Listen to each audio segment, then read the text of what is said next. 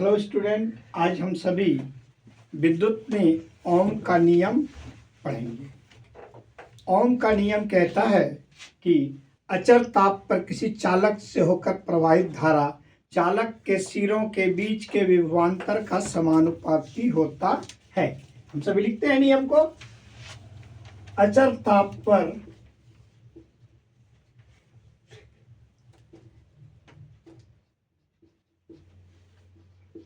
किसी चालक से होकर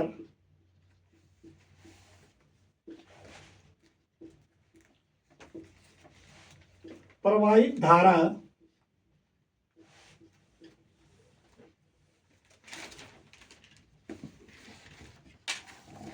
चालक के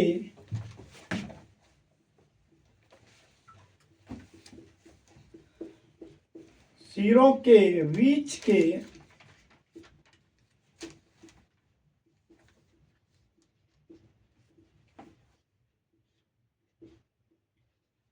विभवांतर के समानुपाती होता है।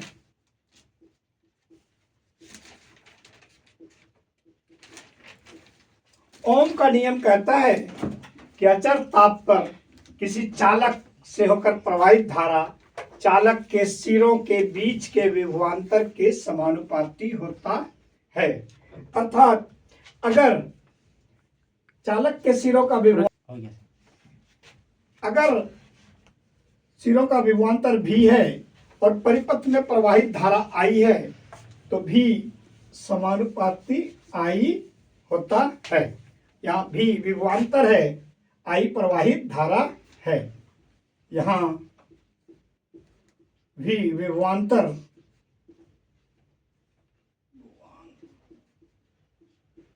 तथा आई प्रवाहित धारा है।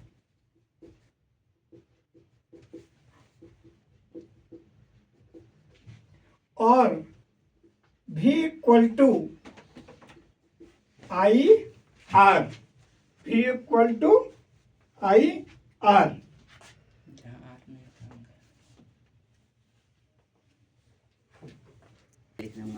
V equal to I R, जहां आर नियतांक है जिसे परिपथ का प्रतिरोध कहते हैं। अर्थात और V equal to I equal to R होता है। अर्थात इस नियतांक का मान होता है परिपथ का विभवांतर और परिपथ में प्रवाहित धारा का अनुपात परिपथ का नियतांक धरी परिपथ का लगे प्रतिरोध का मान होता है। इसलिए R equal to V by I. R प्रतिरोध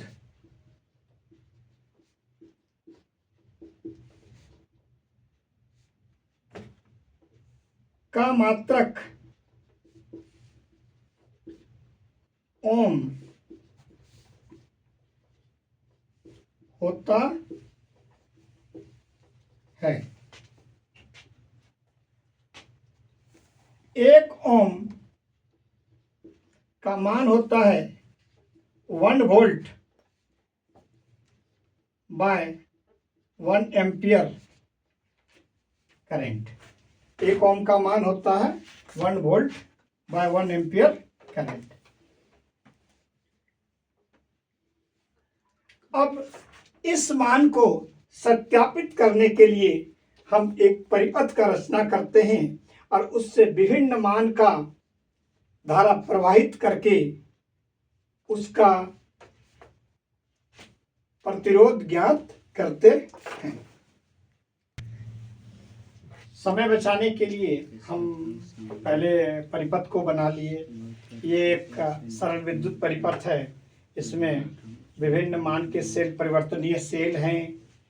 यह परिपथ का प्रतिरोध है और यह वोल्टमीटर लगा हुआ है और ये आमीटर लगा हुआ है।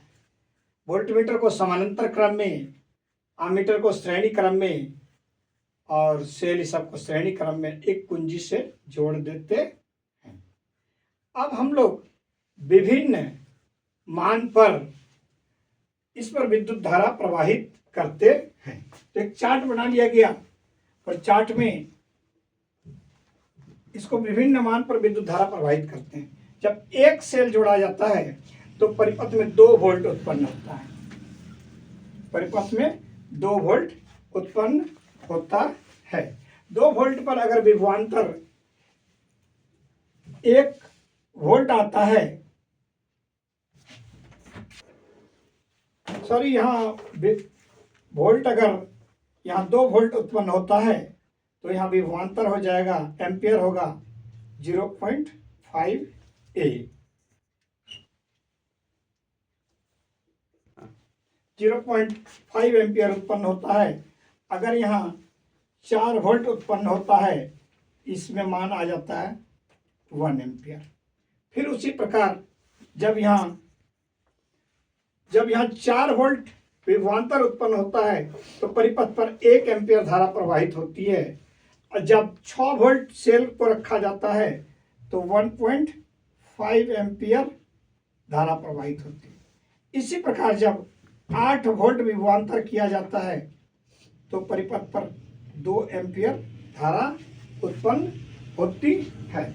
इसका जब हम लोग इसका आर का अध्ययन करते हैं तो आर बराबर हो जाएगा 2/0.5, अर्थात यहाँ हो जाएगा 20/5 इक्वल टू हो जाएगा 4 ओम।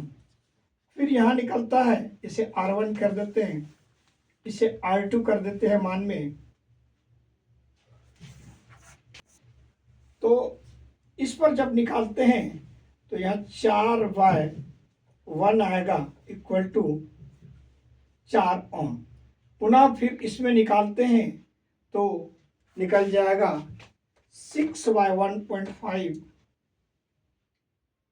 इक्वल टू 4 ओम। फिर पुनः R इक्वल टू निकल जाएगा 8/2 इक्वल टू 4 ओम। अब जब हम इसका एक ग्राफ खींचते हैं तो हमें सरल रेखा प्राप्त होती है, जो ग्राफ इस प्रकार है। अब हम लोग ग्राफ खींचते हैं।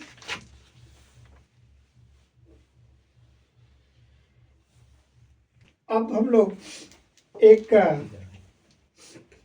अपर डायरेक्शन और लोअर डायरेक्शन में ग्राफ खींचते हैं। तो अगर लोअर में प्रवाहित धारा और अपर में विभवांतर को रखते हैं तो इसमें विभिन्न मान पर हमें एक सरल रेखा बीच में प्राप्त होती है। ये आ गया 2 वोल्ट, 4 वोल्ट, आपका यहाँ आ गया 6 वोल्ट, यहाँ आ गया 8 वोल्ट। जब इसको हम लोग मिलाते हैं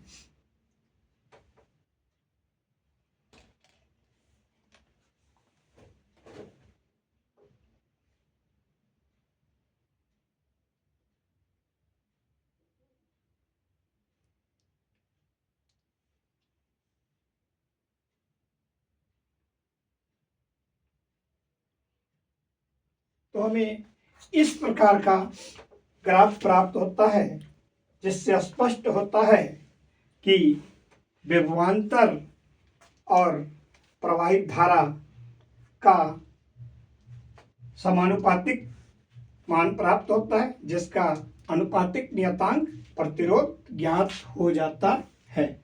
ओम का नियम इस प्रकार सत्यापित हो जाता है।